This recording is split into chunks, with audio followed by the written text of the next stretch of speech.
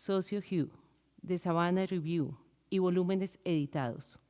Da numerosas conferencias sobre temas selectos en estudios africanos y afroamericanos, estudios críticos de alimentos, antropología social y etnomusicología, y ha recibido numerosos premios en reconocimiento a la excelencia en la enseñanza y la investigación. Junto a ella está nuestro presidente de la Corporación Gastronómica de Popayán, Enrique González Ayerbe. Damos paso entonces a Carla de Martín. Bienvenida.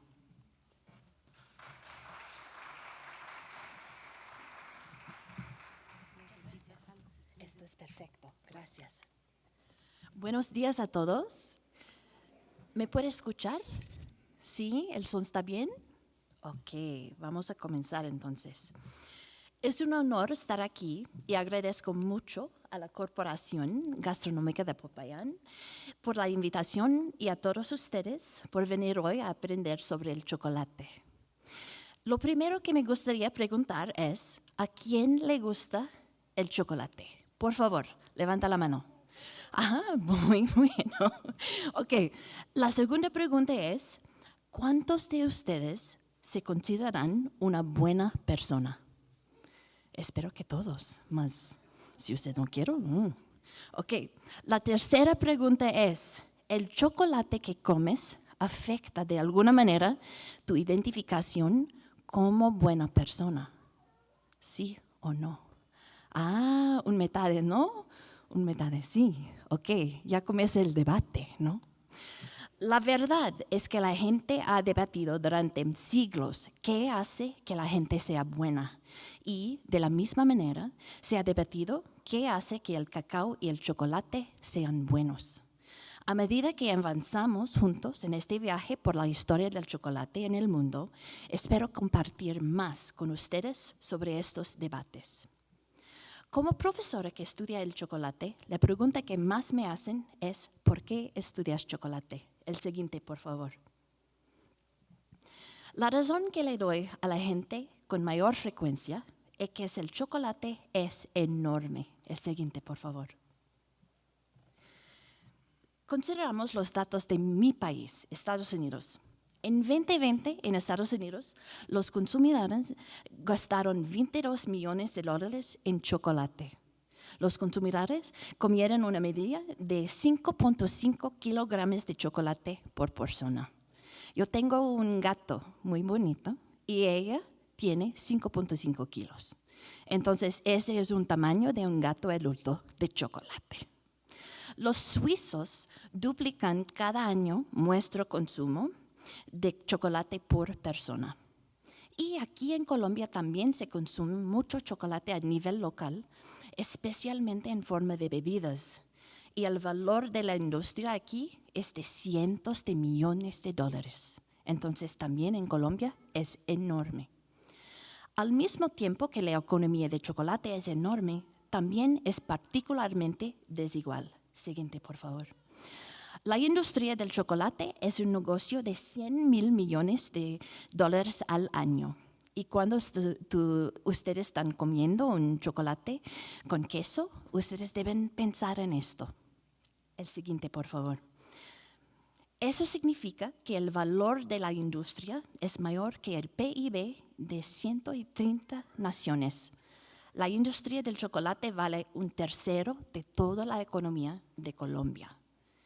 Y entre 40 y 50 millones de personas en todo el mundo dependen del cacao para obtener ingresos. Se encuentran en África, América Latina y el sudeste asiático. Entonces, chocolate es enorme, mas también es desigual. Siguiente, por favor. Pero cuando analizamos la producción global versus el consumo, vemos que existe una gran división entre quien cultiva cacao y quien come chocolate. El 0% del cacao del mundo se produce en Europa o Estados Unidos y Canadá. El resto del cacao del mundo, 72%, se produce en el continente africano, principalmente en África Occidental y Central. Entonces, comparemos quién se come el chocolate. El 73% de los productos terminados de chocolate del mundo se consumen en Europa, Estados Unidos y Canadá. Entonces, la gente en el norte global come la mayor cantidad del chocolate y produce la menor cantidad de cacao. Y, por supuesto, si piensa en dónde se captura el valor, los productos terminados se capturan el mayor valor y la mayor ganancia en general. Luego, podemos comparar esto con la cantidad de chocolate que consume el continente africano. Solo el 4% del chocolate del mundo se consume en África, que es el continente donde la gente proporciona la mayor cantidad de mano de obra y producción de cacao. Uno de los lugares que tiene el potencial de evitar lo peor de esta desigualdad es aquí, Colombia, donde se produce cacao y se consume chocolate, todo en el mismo lugar. Cuando comes chocolate con queso u otra delicia colombiana, a menudo estás consumiendo chocolate elaborado con cacao de tu propio país. Un excelente ejemplo de eso son mis estimados colegas de Cacao Hunters, quienes incluso obtienen cacao en Cauca y producen chocolate aquí mismo en Popayán. Este es uno de los chocolates más locales que puedes encontrar en el mundo. Es extraordinario. Más allá de esto, si miramos la cuota de mercado mundial de confitería, hay 5 empresas. Siguiente, por favor. Mars, Kraft, Nestlé, Ferrero y Hershey, que controlan más del 50% del mercado. Hay una 6ª empresa adicional que ahora está tomando la delantera y haciéndose muy grande. Esa es la empresa Meiji de Japón. Estos son los fabricantes minoristas de marca, las personas que fabrican chocolates como Cadbury, Snickers y más. Ahora bien, podríamos analizar muchas otras partes de la cadena de suministro y la historia sigue siendo la misma. Este es un mercado muy concentrado. Eso significa que el poder y la riqueza también están concentrados. El siguiente, por favor. Cuando miramos dónde se produce el cacao, la cuota de mercado de la producción de cacao, hay 2 países en África Occidental, Costa de Marfil y Ghana, que producen el 60% del cacao del mundo. Este tiene un enorme impacto en el precio del cacao a nivel mundial y también en lo que la gente considera bueno en el cacao. Tenemos que preguntarnos, ¿qué significa ser actor moral? Pensar en el bien en este contexto. Ahora, cuando miramos la participación en las ganancias del chocolate, esto es lo que aparece. Siguiente, por favor. Imagine que este es un gráfico de ganancias del 100%, representado aquí como una barra de chocolate. Puedo ver que la mayor parte de las ganancias son captadas por los márgenes del comercio minorista y de los supermercados. Nuevamente, ahí es donde se consume el chocolate. Gran parte del presupuesto aquí se destina al marketing. Se trata de costos de producción, la transformación real del cacao, la materia prima en chocolate terminado. Y luego, si miras en el extremo izquierdo de la pantalla, verás que solo el 3%, más o menos, de la participación en las ganancias va a los agricultores de cacao, las personas que producen las materias primas. Eso es lo que quiero decir cuando digo que hay una gran desigualdad entre consumo y producción en la cadena de suministro. Y es una desigualdad creciente. Siguiente, por favor. Si se compara la década de 1980 con la actualidad, las agricultoras pudieran capturar alrededor del 16% de esa participación general en las ganancias, ese valor general, a diferencia de hoy, donde capturan entre el 3% y el 6%. Entonces, la desigualdad está creciente. ¿Por qué son las cosas así? Para entenderlo, tenemos que mirar la historia. Si miras aquí en el mapa, siguiente, por favor, podrás ver dónde nació el cacao como planta. El cacao nació en este círculo naranja, en el área de la cuenca del río Amazonas. Ese es el hogar genético de la planta del cacao. El cacao se cultiva en Colombia desde hace miles de años y sus raíces se remontan a la región de Alto Orinoco. Por lo tanto, ha sido esencial para la cultura indígena desde que la gente vive aquí. Lo interesante del cacao también es que hay otros lugares, la región andina y América Central y México, históricamente llamado Mesoamérica, que fueron importantes para el desarrollo de una cultura en torno al cacao y el chocolate. Y tenían creencias muy estrictas sobre lo que era la bondad en relación con el cacao y el chocolate. Siguiente, por favor. Podemos estudiar esta historia mirando documentos escritos. Aquí, en el lado izquierdo, verá el Códice de Dresden. Esto está escrito con jeroglíficos mayas, el sistema de escritura maya, y se refiere a la forma en que los mayas asociaban los diferentes dioses con alimentos importantes del pueblo maya. Había un dios del maíz. El dios del maíz a menudo era representado también con cacao, porque el cacao era un árbol y un cultivo muy importante en las áreas donde vivían muchos mayas. También puedes ver este ejemplo aquí, el Popol Vuh a la derecha. Este es un documento colonial que habla del mito del origen maya, de una zona particular que estaba siendo estudiada, donde los mayas en la realidad creían que sus cuerpos nacían de los alimentos que más consumían. Y dos de los alimentos más importantes para ellos eran el maíz y el cacao. Esto es parte de cómo lo estudiamos. Ahora puedes ver que el vínculo espiritual con el cacao era parte de las primeras creencias sobre las bondades del cacao. El siguiente, por favor. Más allá de eso, tenemos el registro arqueológico. Este ejemplo aquí se llama vasija funeraria de cacao de Río Azul. Este fue enterrado junto a un noble en lo que hoy es Guatemala, entre 455 y el 465, la era común. Y a través del estudio arqueológico de esta vasija, sabemos que contenía cacao de alguna forma, que hemos obtenido de la documentación escrita. Creemos que este cacao era, quizás, un tipo de bebida que estaba destinada a darle a la persona que había sido entregada algo de fuerza o energía extra mientras viajaba al inframundo.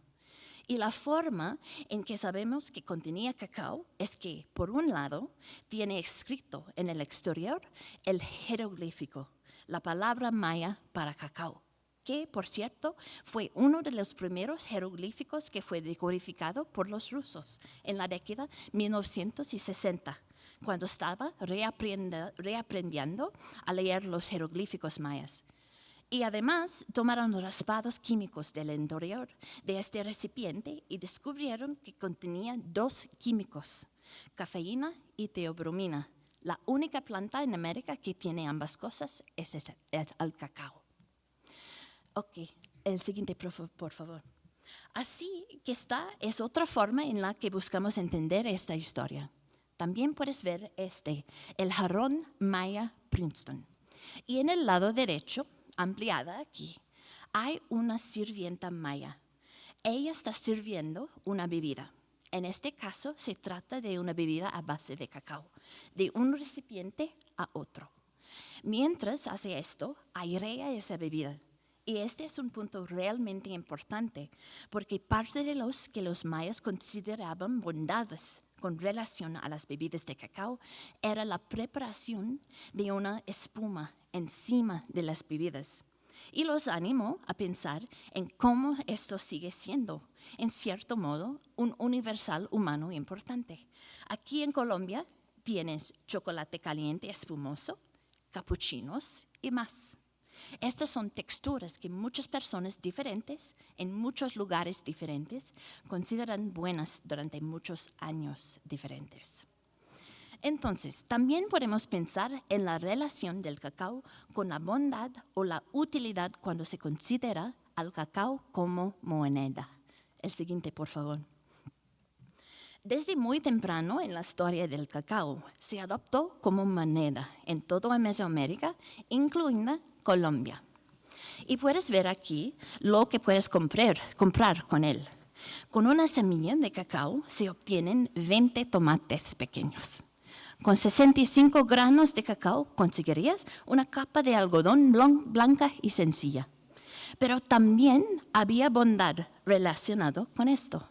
Por ejemplo, los granos de cacao debían estar bien preparados, libres de defectos, bien fermentados y bien secados para tener el máximo valor. Si eran defectuosos, si no eran seguros para los alimentos, valían menos dinero. Y esto también es parte de cómo llegamos a conocer el chocolate hoy en día. Cuando los españoles llegaron a Centroamérica y Colombia y comenzaron su conquista colonial, adoptaron el cacao como moneda. La corona española también les dio el poder de instituir lo que se llamó el sistema de encomienda, una forma de extraer riqueza de los pueblos indígenas, exigiéndoles que dieran a los españoles los productos de su trabajo en este cacao. Y esencialmente lo que vieron los españoles fue dinero que crecía en los árboles. Para ellos era un deseo. Y querían mucho de eso. Así que terminaron encontrando un lugar en lo que hoy es El Salvador. El siguiente, por favor. La región de Izalco en la costa de El Salvador. Ese fue el lugar que produjo más cacao con éxito. Fue el banco del primer imperio español en esta región. Y ese es también el lugar donde los pipiles, un pueblo indígena de esta zona, inventaron la palabra chocolate y la receta del chocolate tal como lo conocemos hoy. Y así la historia del cacao, la historia del chocolate está muy vinculada con estos intercambios económicos, con la violencia de la conquista colonial y más. En otras palabras, el chocolate es un alimento autóctono que se ha popularizado en todo el mundo. ¿Cuántos de ustedes han visto alguna vez un árbol de cacao en persona? Levanta la mano. ¡Wow! Ok. Bien, gente afortunada aquí en esta sala. Siguiente, por favor. Ahora, aquí hay una foto. Un árbol de cacao es un cultivo del sotobosque. Le gusta crecer debajo de los árboles más altos del bosque. Le gusta la cantidad justa de lluvia, la cantidad justa de viento, la temperatura justa. Todo tiene que ser así para que el cacao florezca y sea lo más saludable posible. Y exhibe lo que se conoce como coliflor. Eso significa que fructifica en la parte más gruesa del tronco y no, por ejemplo, con melocotones, peras o manzanas, donde tienen pequeños brotes y cogollos en las partes más débiles de sus extremidades. El cacao es una fruta y se ve así con forma y tamaño de fútbol americano. El siguiente, por favor. Cuando rompes una vaina de cacao, una mazorca, ves una cáscara muy grande y gruesa, aproximadamente el grosor de la cáscara de una sandía. Y en su interior hay entre 30 y hasta 60 semillas envueltas en lo que a menudo se describe como pulpa mucilaginosa. Se trata de una pulpa que sabe a lichi o melón tropical. Hay sabores de su salpicón de aquí en Popayán. Y se puede chupar mientras lo comes. Debajo está la semilla. Ahora, normalmente lo que se hace, y esto es parte de cómo la gente llega a pensar en la bondad en relación con el cacao, históricamente es que se fermenta la masa de la fruta con las semillas. La siguiente, por favor. Históricamente, y en muchos lugares en la actualidad, habría sido envuelto en una masa de hojas de plátano, como esta, y pasado por esencialmente un proceso de descomposición controlado, donde ocurren procesos químicos que desarrollan los precursores del sabor del chocolate. Ahora, después de eso, se seca con frecuencia al sol. El siguiente, por favor. Experimentando innumerables reacciones, el mismo tipo de reacciones que ocurren cuando se tuesta el café o cuando se hacen tostadas por la mañana. Estas son reacciones de dorado que desarrollan el sabor, contribuyendo nuevamente a lo que se consideraría sabor a chocolate.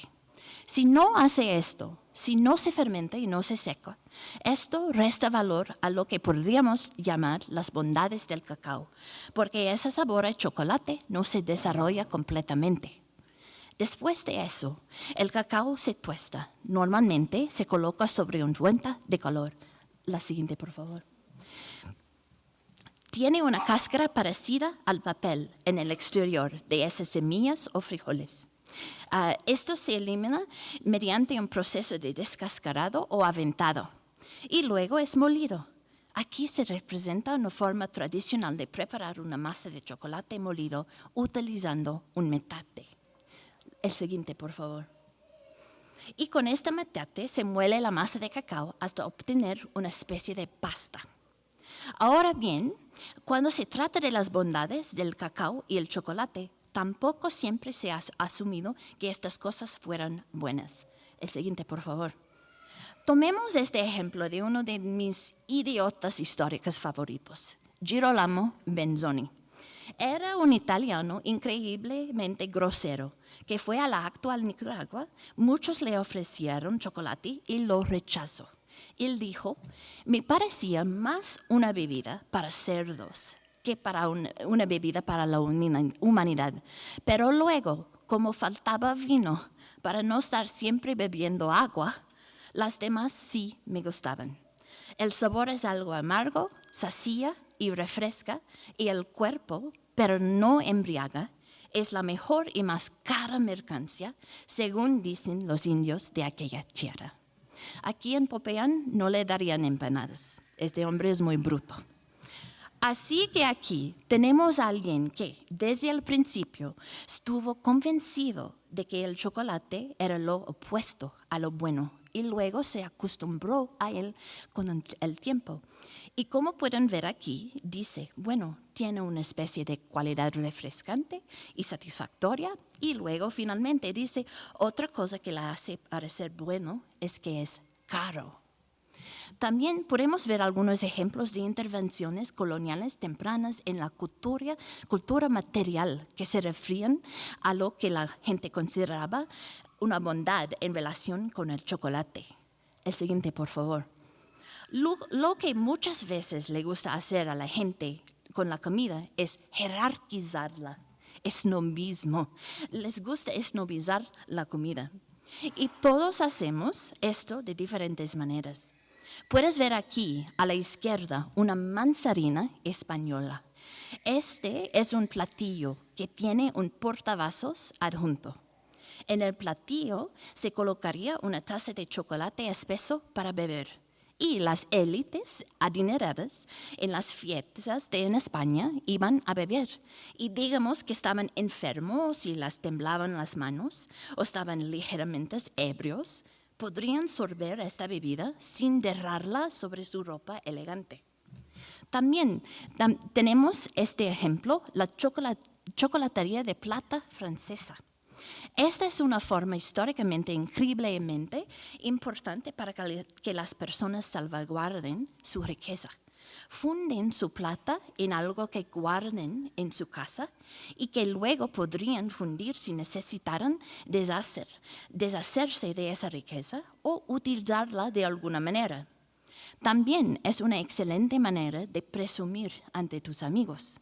Haz que tus amigos vengan, sacas tu chocolatería, en él las preparas una bebida de chocolate y está mostrando su estatus y su riqueza a las personas que visitan su casa.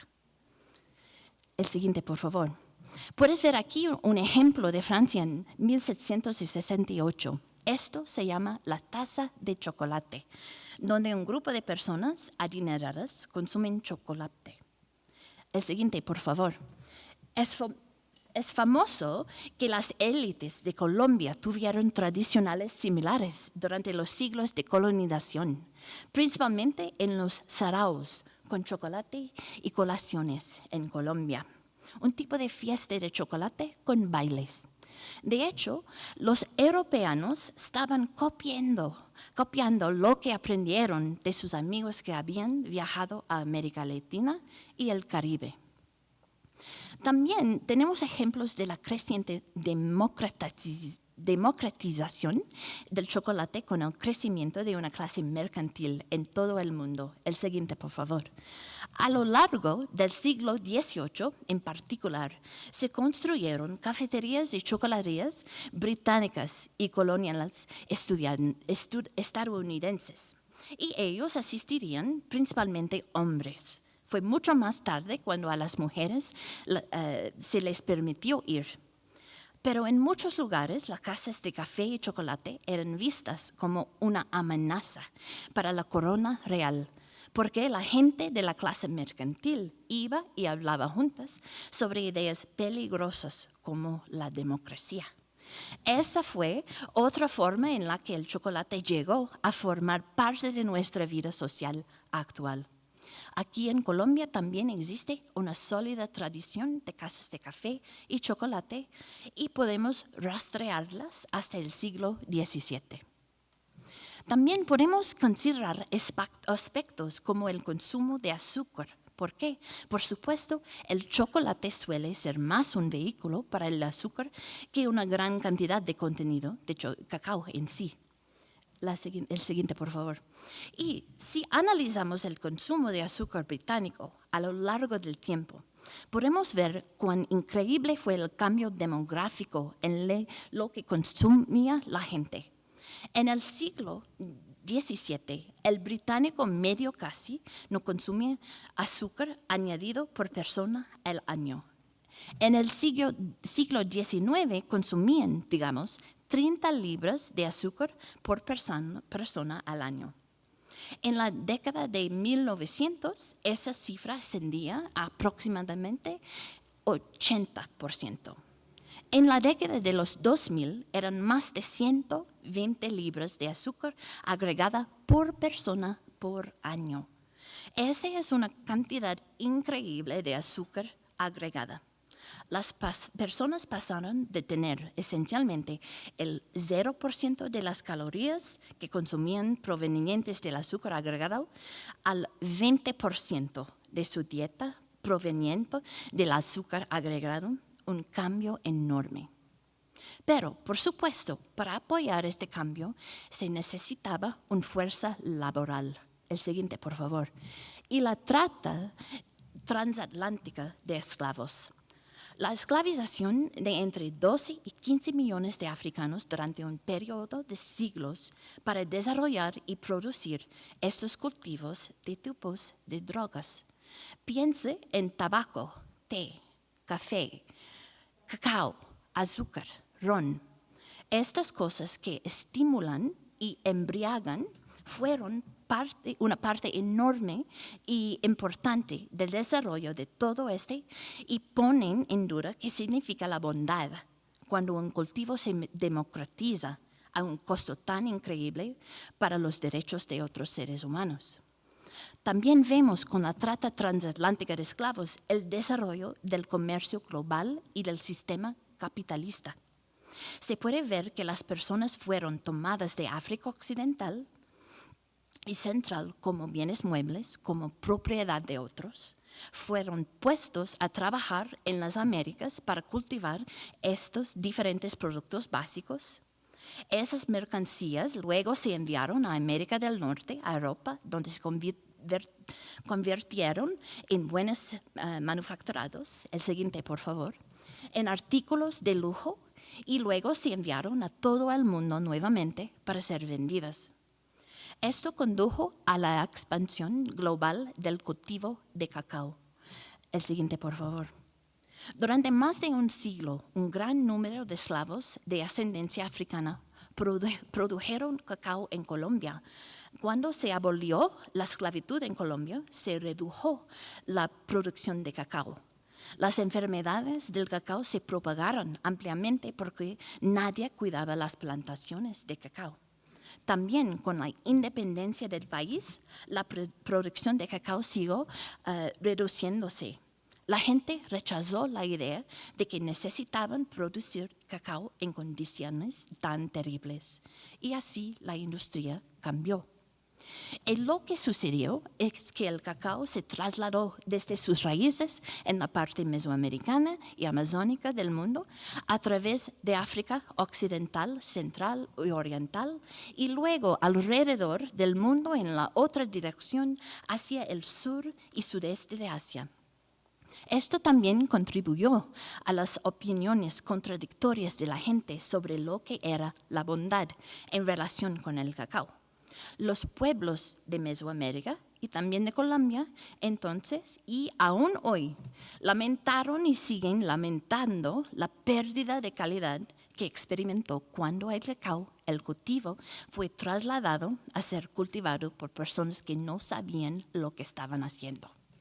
Tenemos ejemplos increíbles de los pueblos indígenas de México, Guatemala y Colombia que lamentaron durante el periodo colonial temprano el horrible trato al cacao por parte de los venezolanos y los africanos.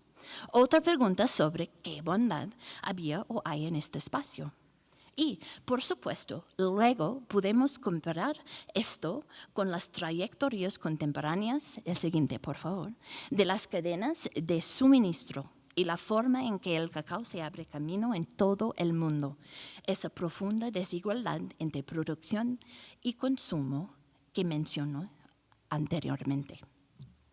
Ahora bien, para permitir que el cacao tuviera esa democratización, el chocolate necesitaba generalizarse mucho más. El siguiente, por favor. Y parte de la forma en que se generalizó, el siguiente, por favor, fue a través de la mecanización de la molienda. Y lo que se ve aquí, por supuesto, es un metate tradicional. El siguiente, por favor. Gracias. Es un metate tradicional de izquierda. Y este es un tipo de mélangeur más contemporáneo, pero aún vintage o antiguo, un molinillo mecanizado automatizado que produciría el licor de chocolate que antes se requería producir mediante un metate. A los europeos les gusta creer que fueron los verdaderos pioneros de esta tecnología, pero en realidad los colombianos la utilizaban regularmente desde su invención. Otra de las tecnologías importantes que se desarrolló fue la prensa hidráulica. El siguiente, por favor. La prensa hidráulica permitió a la gente tomar esa masa de chocolate, ese licor de chocolate molido, y presionarla con una enorme cantidad de fuerza para llegar a los componentes, manteca de cacao y luego los sólidos, el cacao en polvo, que se pueden moler así.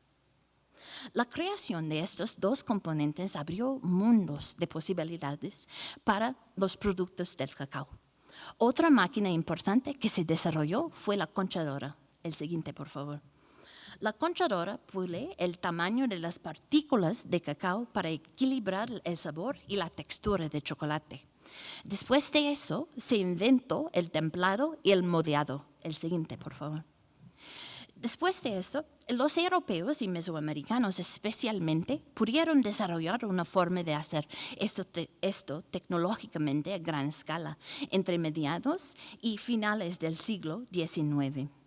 Y lo que eso les permitió hacer fue crear barras de chocolates iguales, exactamente iguales, que pudieran envolverse exactamente en el mismo embalaje y venderse en todo el mundo con una expectativa ya establecida en la mente de los consumidores sobre las bondades de ese chocolate que recogería y consumiría. El siguiente, por favor. Y eso también cambió fundamentalmente lo que consumiríamos como chocolate. Aquí en Colombia significaba que podías ir a un supermercado y encontrar chocolate de mesa o de leche que siempre tenía el mismo aspecto y el mismo sabor. El siguiente, por favor. Si seguimos adelante, sabemos que para democratizar el chocolate es necesario convertirlo en un alimento que no sea extraño para diferentes personas. Y una de las formas en que llegó a ser conocido como algo deseable fue a través del marketing del chocolate, especialmente entre las mujeres en sus cocinas. Eso fue a través de la ciencia doméstica y los libros recetarios, estas diferentes formas de comercializar el chocolate para que las mujeres lo consideraran un alimento básico en la despensa. De esta forma, el chocolate de grandes marcas entró en muchos hogares. Por supuesto, con el tiempo, empresas de chocolate buscaron formas de reducir sus costos de materiales, a menudo a expensas del contenido de cacao que se incluía en sus productos. Y esto fue a través del proceso de industrialización. Siguiente, por favor. Esas 6 grandes empresas que mencioné antes, Cadbury, Nestlé, Ferrero, Hershey's, Mars y Meiji, todas también nombres familiares, empresas familiares individuales, estas se han convertido en enormes corporaciones multinacionales que están recaudando enormes cantidades de riqueza del comercio del chocolate. Y esto es algo en lo que tenemos que pensar cuando pensamos en el chocolate y lo bueno. Y eso se debe a que la producción mundial de cacao se ve afectada por muchos problemas sociales, incluso hoy en día. Por ejemplo, una familia en los Estados Unidos, los Hershey's, y otra familia, los Mars, ellos tienen $80 mil millones, que es casi el tamaño de la industria de chocolate entero. Entonces, ellos son familias muy, muy ricos, al mismo tiempo que hay este tipo de desigualdad en la industria. Si pensamos en el sistema colonial, la extracción de cacao y la mano de obra de los pueblos indígenas, cuando pensamos en la trata transatlántica de esclavos, la producción literal de cacao con un costo de mano de obra extremadamente mínimo debido al abuso de los derechos humanos, todo esto informa la forma en que opera la cadena de suministro hoy y informa lo que podemos o no podemos decir sobre su bondad. El siguiente, por favor. Como resultado, experimentamos graves problemas en relación con la producción de cacao a nivel mundial, incluso en la actualidad.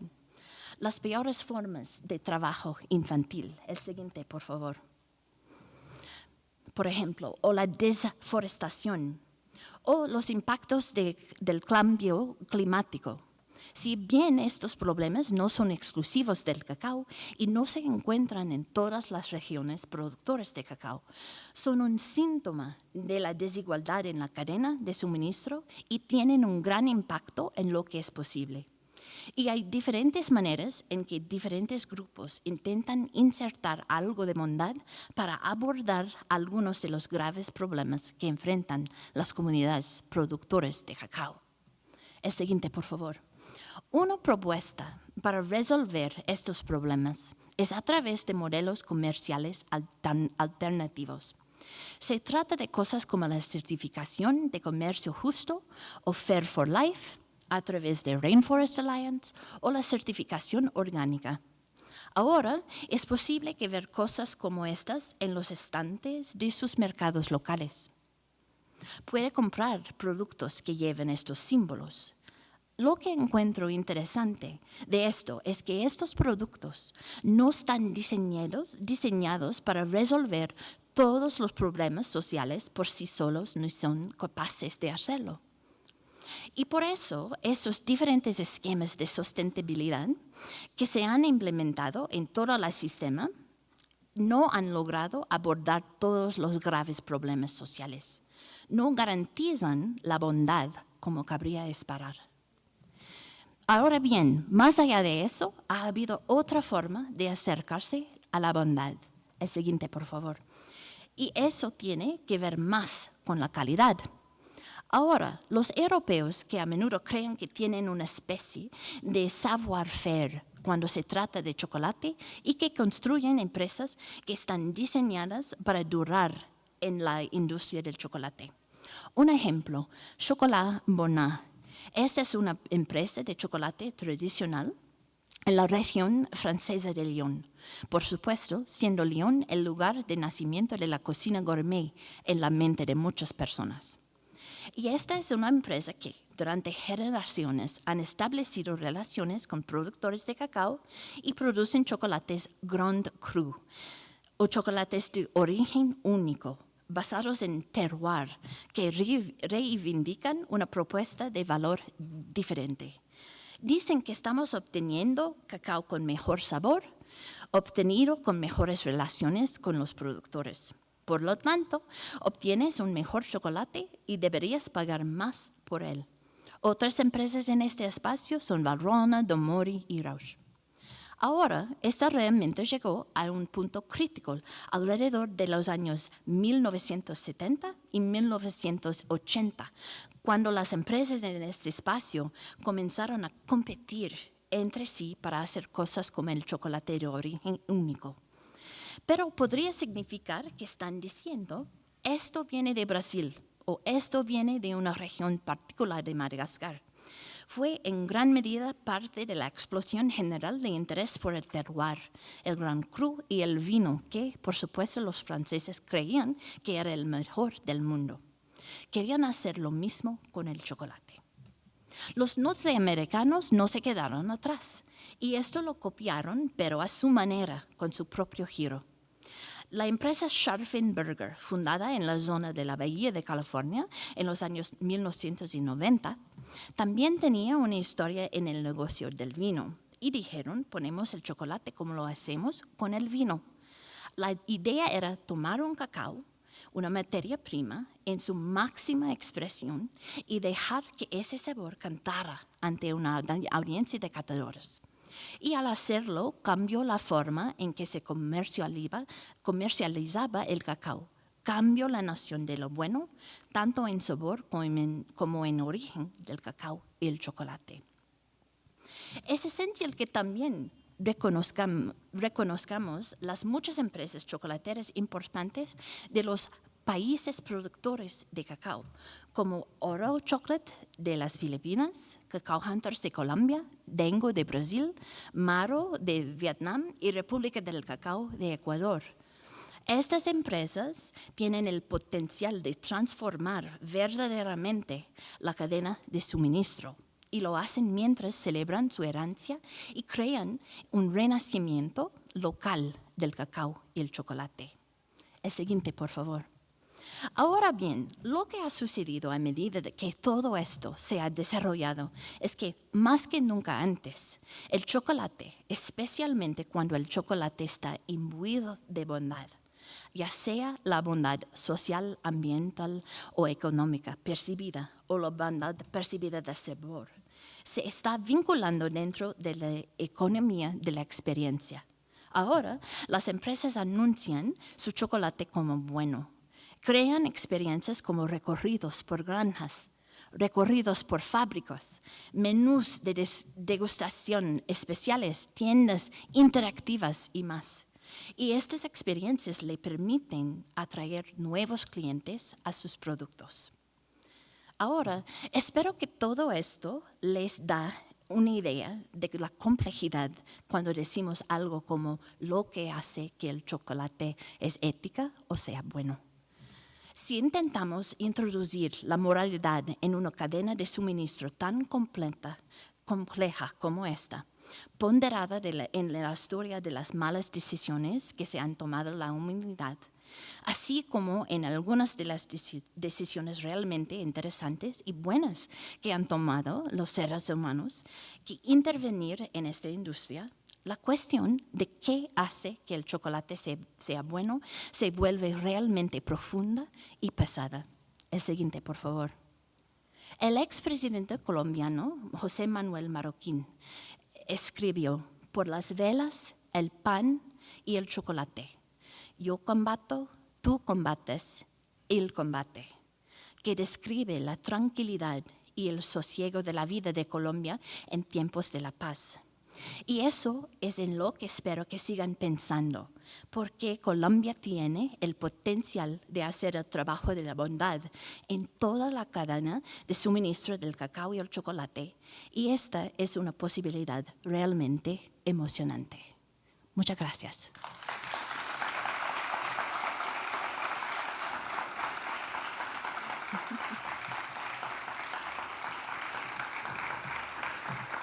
Gracias.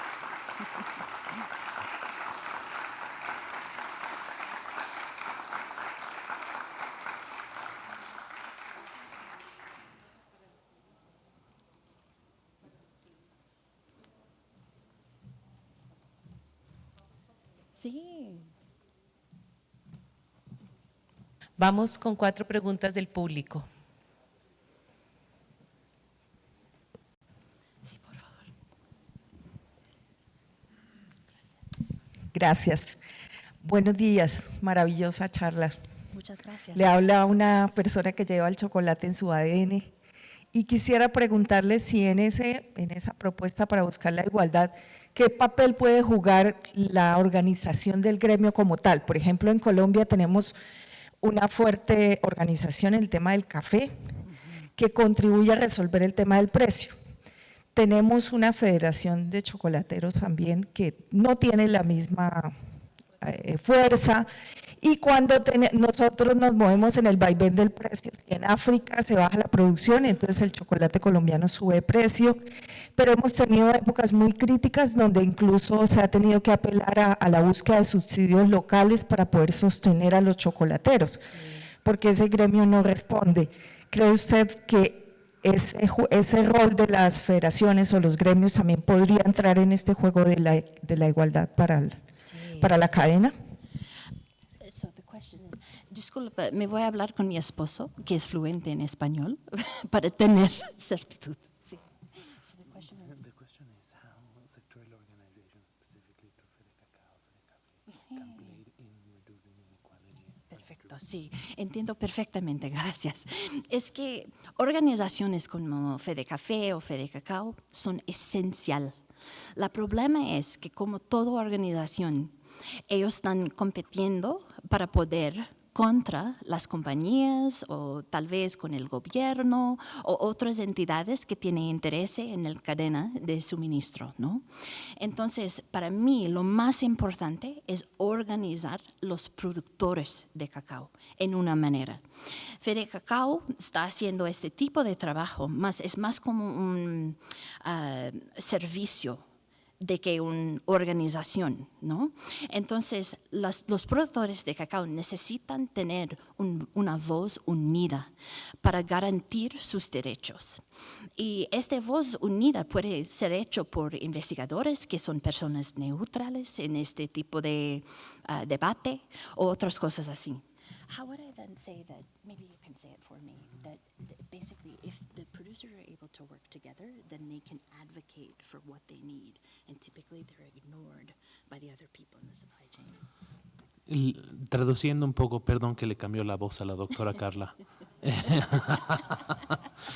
Traduciendo un poco, Carla también dice que una posición o un funcionamiento desde el punto de vista organizativo de los productores o del gremio puede ayudar para hacer abogacía en temas generales. Entonces, por ejemplo, si se tiene una respuesta a los metales pesados, hacerlo de manera individual no es necesariamente positivo o efectivo, pero hacerlo de manera general es lo que resulta más pronto. Sí. El mundo capitalista siempre dice que tenemos que hacer cosas individualmente, más el mundo capitalista también crea este tipo de desigualdad. Entonces, es ser humanos que crea todo de esto y ser humanos que puede crear otro tipo de realidad. Y la realidad puede ser más igual si los productores están juntos con sus derechos para combatir este individualismo que existe en el mundo de empresas y otros. Y también hay injusticias primarias y secundarias para los productores de cacao. Primero es que ellos producen cacao y el precio en toda parte del mundo no es muy bueno para ellos. Hay compañías que están mejorando el precio, pero esto no es suficiente para mejorar sus vidas enteras. Entonces, las injusticias secundarias como falta de escuela, falta de hospitales, falta de infraestructura y otras cosas es una otra manera de ayudar. Y ellos deben tener una voz en las decisiones sobre sus vidas. Gracias por la pregunta.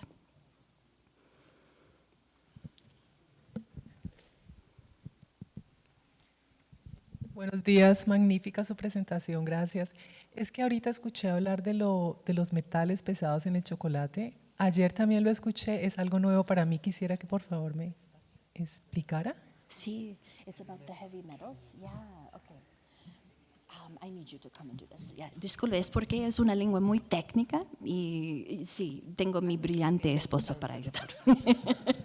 So basically, heavy metals, we know they don't have that big of an impact on the body, but that story is not yet into the public eye. Do you want to share that?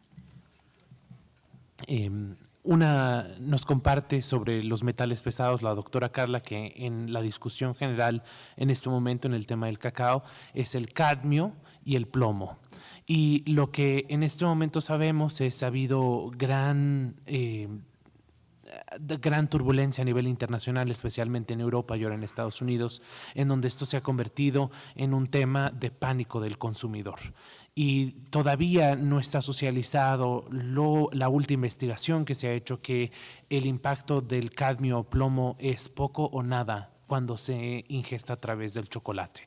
A pesar de que hay algunos productos que cuando se hace alguna prueba química salen en alto nivel, sobre todo aquellos que están en contacto, crecen en territorio volcánico, en territorio montañoso, que Colombia tiene un punto interesante, no hay una correlación entre la ingesta directa de estos productos y ya sea un impacto inmediato a la salud como un envenenamiento o un impacto longevo como una enfermedad crónica. Entonces, ha habido mucha prensa de la parte de que existen estos altos contenidos, pero hay investigación que no ha tenido el mismo nivel de prensa de que no tienen estos impactos.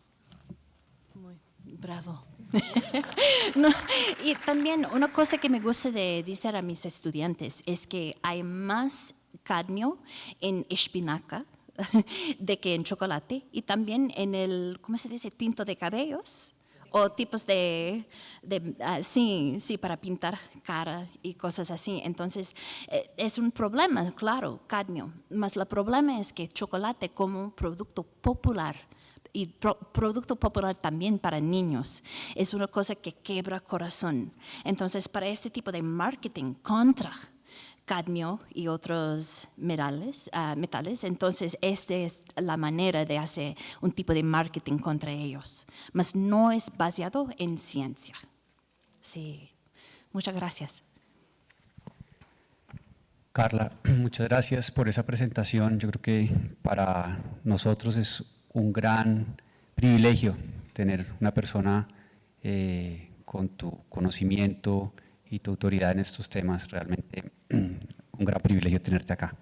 Yo tengo una pregunta muy puntual y es, tú hablaste en tu presentación mucho sobre la inequidad en la cadena, el rol de estas grandes organizaciones, pero no oí mucho sobre el rol del consumidor en la capacidad de generar o ser un catalizador de la transformación de esto. Yo lo he visto en otras industrias, por ejemplo en la del café, en los cafés especiales,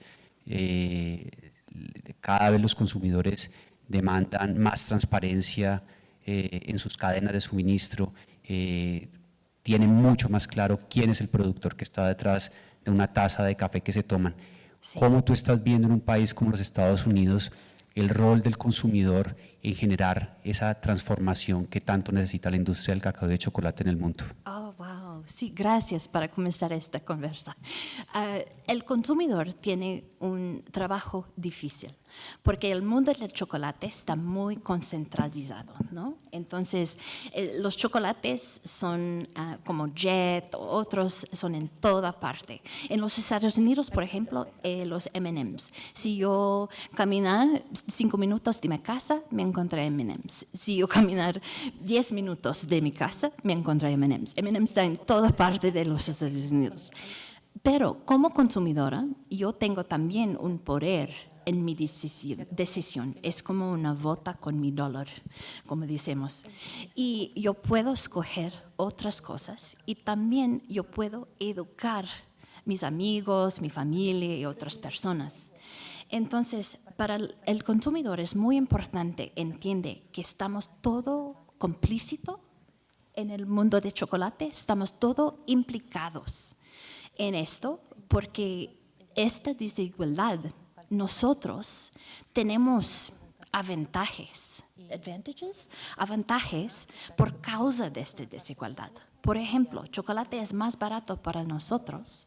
¿Por qué esta desigualdad? Entonces, si queremos ser consumidores con ética, con una vida moral, tenemos que cambiar el mente para pensar, tal vez este precio de chocolate barato no es sostenible. Y para evitar esta desigualdad, debemos tener una idea diferente de chocolate.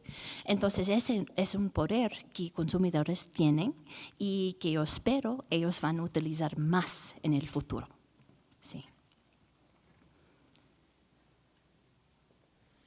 ¿Más preguntas? ¿Dudas? ¿Debates? Ok, sí, por favor. ¿Hay otra pregunta? Sí, tenemos una pregunta.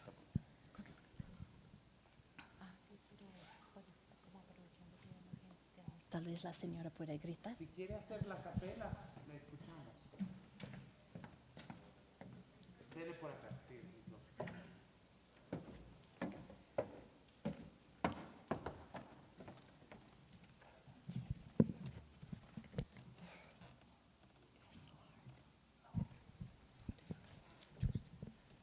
Buenos días para todos y para todas.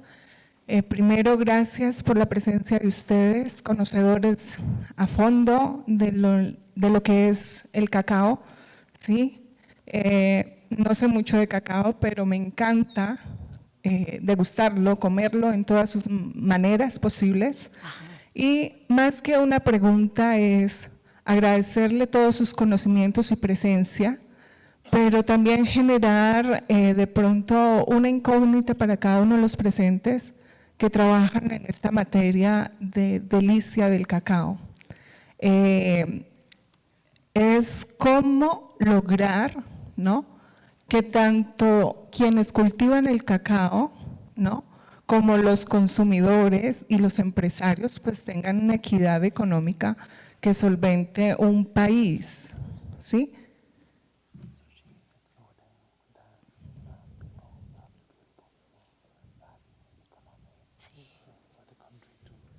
Sí, estoy de acuerdo, sí. Y entonces es luego, cómo los niños y niñas también se ven de alguna manera nutridos por un excelente producto, ¿sí? Sí, ajá. Y luego, para finalizar, es que yo me quedo con el cacao de origen, independientemente si es mexicano, de El Salvador, de Colombia y de todo lugar del mundo. Wow. Gracias. Ah, qué pregunta bonita. Tal vez este puede ser su trabajo, porque es un trabajo muy, muy importante. Los niños son los que crecen con idea de chocolate desde bebé. Entonces, para mí, por ejemplo, desde niña, Hershey's era el chocolate más común. Y debe ser que aquí en Colombia hay un chocolate también que ustedes comen desde niño, ¿no? ¿Cuál chocolate? Jet, ya. Entonces, los niños tienen un poder para cambiar el mente sobre chocolate. Y yo recomiendo a través de libros para niños, programas de televisión, programas en las escuelas y también productos hechos por niños y con marketing por los niños éticamente, claro, porque niños no tienen el pensamiento crítico para entender marketing así. Este puede ser un gran apoyo a la cadena de suministro, porque los niños son los primeros clientes de chocolate y normalmente ellos gustan de un chocolate desde niño hasta adulto. Entonces, ese es un trabajo importantísimo. Gracias. Y es diferente de café, porque niños no beben café, ¿no? Espero que sí. Nuevamente nuestro agradecimiento a la doctora Carla por su presencia en el Congreso Gastronómico de Popayán. Muchas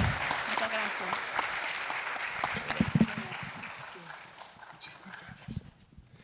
Yo me voy a permitir leer en un segundito una información que nos llegó y que se dio en el día de anoche aquí a los presentes y compartirla con ustedes. Denme un segundo. Dice: Cacao Hunters, empresa de cacao y chocolate de Popayán, gana múltiples premios por sabor y alta calidad. El sábado 9 de septiembre, o sea, anoche, el International Chocolate Awards premió las mejores barras de chocolate del mundo en diferentes categorías, donde Cacao Hunters obtuvo un total de 13 distinciones en bronce, plata y oro, siendo uno de los grandes protagonistas de la noche.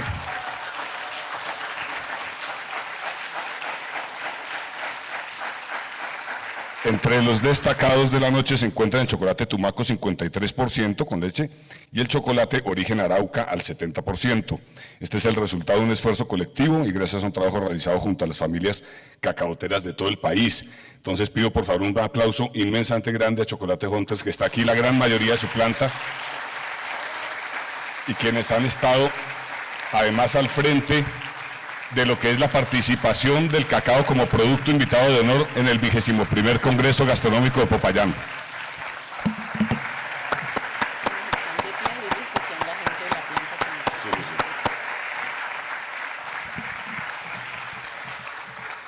Aquí está la gran mayoría de la planta que trabaja en chocolate, y a Carlos Ignacio obviamente un abrazo, a todo el equipo, un abrazo muy muy grande.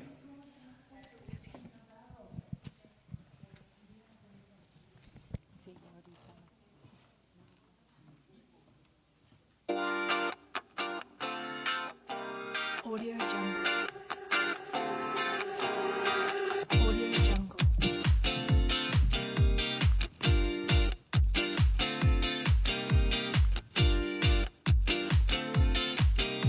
Audio Jungle.